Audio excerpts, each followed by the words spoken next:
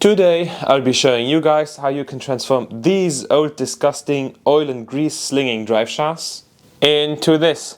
Well, this drive shaft now looks a million times better. It is still the 25-year-old unit, but it's just been spruced up. We removed the boots, the grease has been renewed, everything moves a lot smoother now. There's absolutely zero play in these. The ABS ring has been renewed, so this now has plenty of life left. For 300,000 kilometer old drive shaft, well, this is definitely an impressive transformation. We'll also be transforming this old and crusty but really strong 250k differential from this to this. In the last episode I told you guys that I couldn't use the 330D subframe because our prop shafts don't line up. Well, I bought this and this. Well, this is a refreshed prop shaft, nothing fancy, I can just install that. And now the prop shaft fits our differential and therefore also our subframe. But at the front we now have another prop shaft, which is why we also need to install this beast. This is just the best gearbox BMW has ever put into one of the manual cars.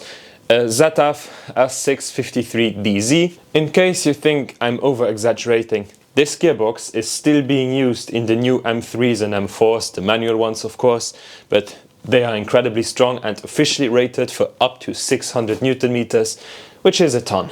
Enough talk, let's start with the disassembly of this crusty mess. Rebuilding these is actually quite simple. While it's not a full rebuild, rather is a reseal, and we're just going to spruce it up visually. You just need one of these fancy pliers. Well, alternatively you could also use one of these. This is just a normal like wire cutter plier. Now first we're going to cut these off.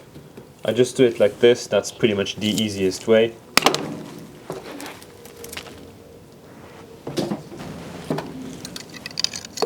Also really use some gloves, because with all the grease it gets incredibly messy. Now just try to get this off, and then we already have access to the actual joint. Before doing any of this, make sure that they don't have play, because otherwise you're going to do a lot of work and it's not going to be worth it. After I get it off, I just cut it through, because that's the easiest way to remove it. Such a messy task, this whole thing. And immediately after I get it off, I try to remove most of the grease. Otherwise everything is going to be messy and disgusting. Now I'm just going to do the same thing on this end, which has completely split open, so we have to clean it thoroughly because there's going to be dirt in there. And dirt in a drive shaft, well, that's going to destroy it pretty quick. Now I'm using a towel to put the whole drive shaft in my vise, because now we're going to be removing this end. On the other shaft I had to remove it with a rubber mallet because it was quite stuck in there, but this one moves a lot more freely, so I may be able to get it out just with my hands.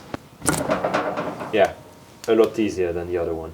Unfortunately, I didn't find any info online on how to split this part from this part, because you can only remove the internals, which is made up of an intermediate piece and balls, if you split these halves, but I don't want to just go at it and just destroy it in the process, because there's like these weird dowels and these hills over here, so I have no clue if these are made to be split or not. Now some more cleaning.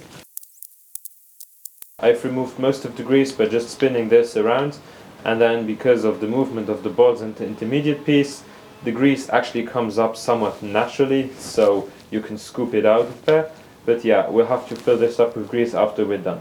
And now that our drive shaft is disassembled, I have to prep the thing for derusting and painting. Since I don't want to get any dirt on the inside, I have to adequately protect it. And the way I do it is I wrap paper around it and I push some paper in it so that it stays upright. And now I'm just going to cut around the ledge with my scalpel to remove the excess. Now this is going to give us a really nice paint line, and nothing will be visible because the paint line is actually underneath the boot, so the rest is going to look really nice and nobody's ever going to be able to see it. Also, ideally you would sandblast this. Now we're sure nothing can get in, but unfortunately since I don't have a cabin, I'm not going to do that right now. I'm just going to use a wire brush and some brake clean. So yeah, let's get to it. And now we can just pull it off, and usually this trick works pretty well. And then you have a near perfect paint line. And now the last bit of degreasing before painting. And with pieces like these, I just paint over the existing paint because we sanded it down, so it's all good. On parts where I don't put primer on first, I usually just do 1 coat of paint and then 2 coats of clear for protection.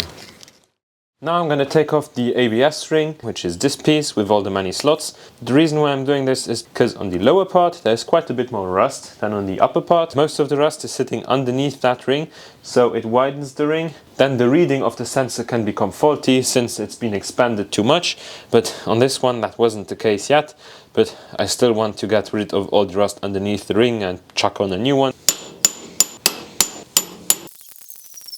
See, after we removed the ring, the rust is really starting to become visible, and since I don't want it to return, we'll treat it accordingly. Because the rust over here is very thick and very flaky, I'm going to use a hammer with the pointy end to just tap on it until it flakes off, because just going over it with a wire wheel ain't going to do anything and it's just going to come back.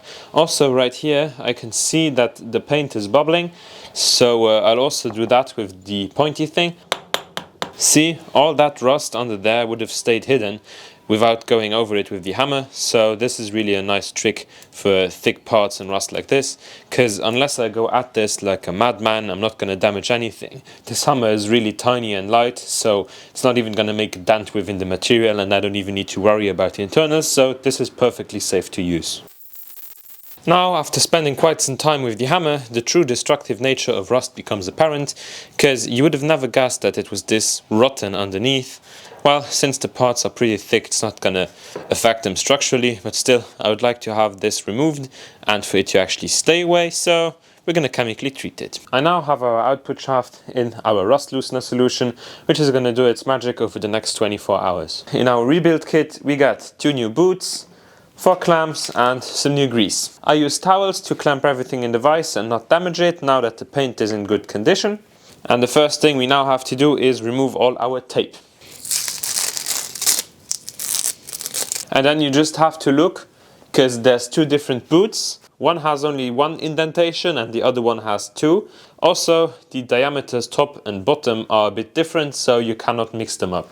The one with the 1 indentation on the boot goes onto the wheel side. I use a bit of silicone spray to slide them over everything. This one being smaller at the bottom than at the top, you're gonna have to force it over the top. So I leave the tape on at the top.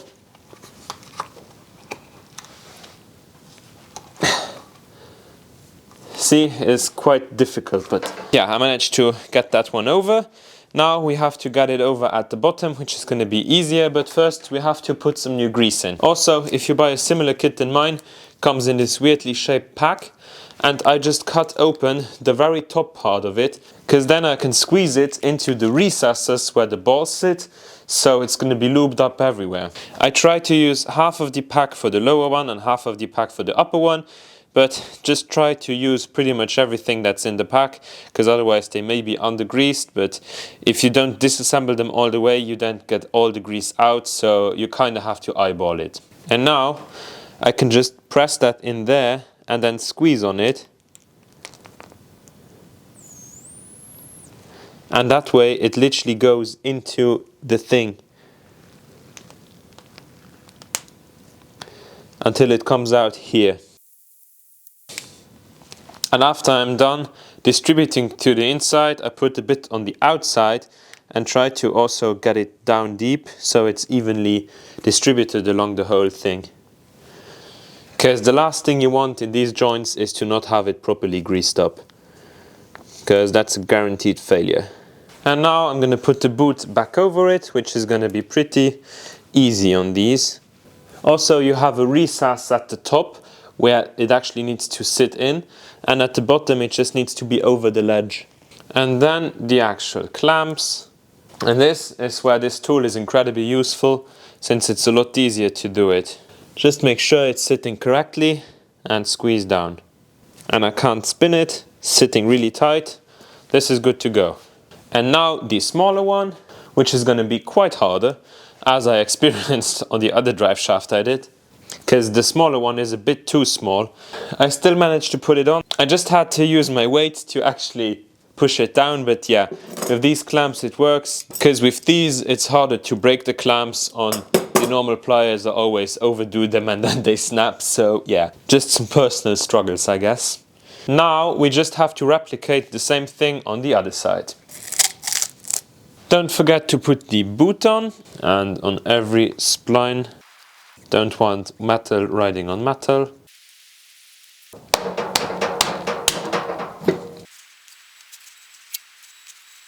After what feels like way too much grease, you can slide the boot over and hopefully not make too much of a mess. Now we're also going to tap our new ABS ring into place.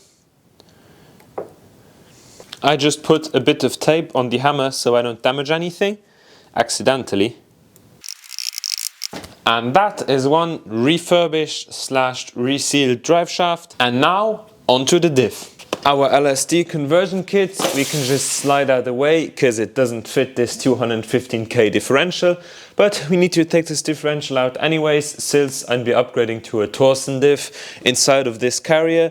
But yeah, we'll have to see because this is not for today, but I'm very thankful that I can actually run the bigger 250k diff because it's a lot stronger than the 188k diff. So yeah, I'm quite glad we can keep this. I just need to spruce it up because it's quite ugly right now. I'm just quickly going to take off the rear cover, which is going to be repainted in silver.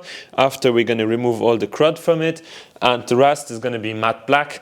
Unfortunately, I can't sandblast it because there's a breather, and yeah, I don't want to get any blasting media in there.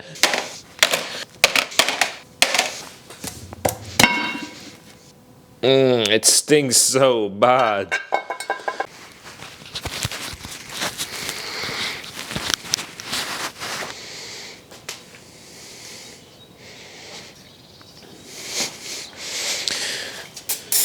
To loosen it before going at it with a wire wheel to remove most of it, because I want this to be clean before reinstalling it. So yeah, let's wait for a bit.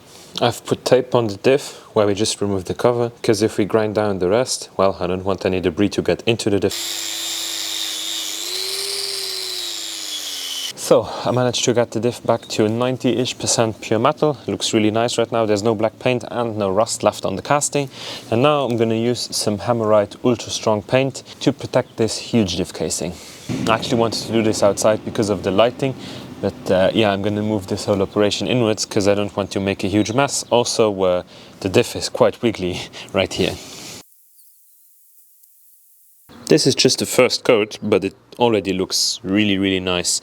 I'm gonna do a few more coats in the afternoon, but this is from now on gonna be my go-to method for painting diffs. Unfortunately, everything is taking a lot longer. Just to give you a small perspective on the amount of time invested, just this first drive shaft took me 1.5 days between the paint drying, the disassembly, everything. It just takes a long time. The second drive shaft and the differential took me another 2 days. So 3.5 days for 2 drive shafts and 1 diff. And I just repainted the diff. I didn't like change the internals, rebuild anything. So yeah, this takes a lot longer than anticipated. Also, with the welding of the chassis, I still am not done because I was actually stripping the whole underbody. So it takes a long time. And I can't weld because I have an issue with my welder, so I need to get that fixed. You see, there's just like some things going on. But yes, consider subscribing if you like my detailed work or just the channel in general. I hope you liked today's episode and I'll see you in the next one.